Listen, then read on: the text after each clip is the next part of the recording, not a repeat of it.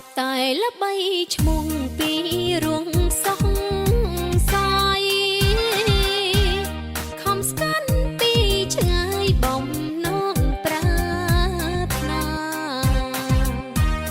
ចង់ស្គាល់ចង់ដឹងប្រ